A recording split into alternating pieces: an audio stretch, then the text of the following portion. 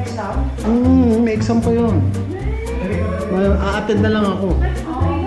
Actually, marami tayo dito.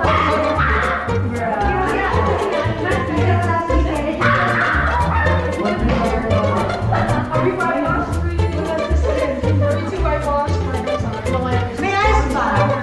Ligay mo sa freezer.